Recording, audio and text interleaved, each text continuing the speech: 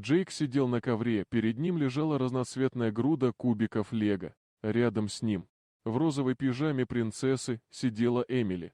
Ее 6-летние глаза были сосредоточены на маленьком замке, который они вместе строили. У нее вырвался легкий смешок, когда Джейк добавил немного шаткую башню. Казалось, это было обычное пятничное утро. Джейк рассмеялся, не подозревая, что маленькая. Неприметная камера на полке напротив записывает их действия. Он даже не подозревал, что эти моменты, которые он считал повседневными, вскоре станут значить гораздо больше для его жены Сары.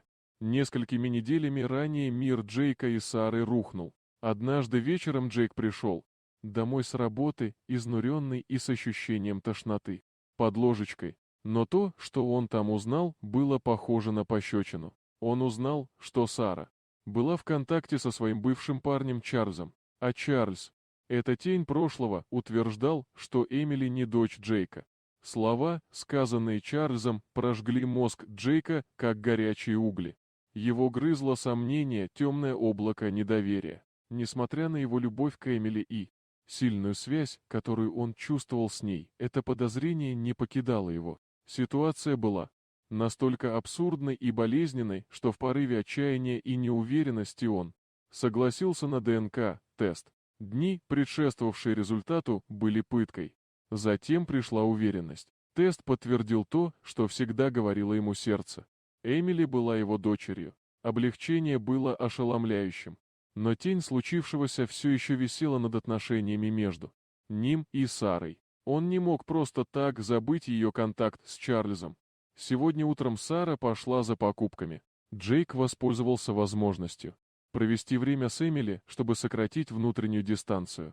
Он подарил ей кубики лего и рассмешил ее. Теперь, когда замок был почти готов, он поставил один из ее любимых дисков с веселой детской музыкой. Он встал, взял ее маленькие ручки в свои и начал танцевать с ней по гостиной. Эмили хихикала от радости, ее кудри закручивались кругами. Джейк чувствовал глубокую, искреннюю любовь к этой маленькой девочке. Это была тихая, ненавязчивая привязанность, простой момент, полный смысла. Сара вернулась немного позже, чем ожидалось. Ей было трудно переваривать события последних нескольких недель. Выйдя в коридор, она услышала музыку, доносившуюся из гостиной, и увидела экран своего ноутбука на кухонном столе. Короткий видеоролик, который она записала несколько дней назад, воспроизводился циклично. Это были утренние снимки Джейка и Эмили. Она видела, как Джейк улыбался Эмили, как он танцевал с ней, как брал ее маленькие ручки в свои и как они вместе смеялись. В горле у нее подступило рыдание.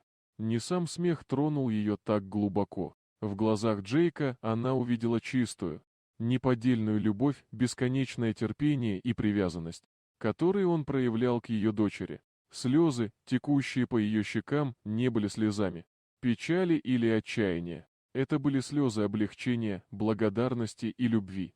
Она тихо вошла в гостиную и еще несколько минут наблюдала за ними двумя. Затем она слегка кашлянула.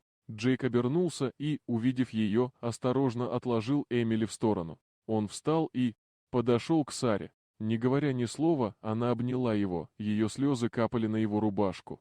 «Спасибо», — тихо прошептала она, — «спасибо за ваше терпение, вашу любовь и за то, что вы такой замечательный отец». Несколько дней спустя Сара и Джейк получили запретительный судебный приказ против Чарльза. Они вышли из этого болезненного эпизода, окрепшие уверенностью в своей любви друг к другу и глубокой связью, которую они разделяли с Эмили. Они знали, что их маленькая семья во всем ее несовершенстве была тем, что действительно имело значение. Дорогие друзья, если вам понравилось видео, поставьте лайк, а также подписывайтесь на канал, где найдете еще много интересного.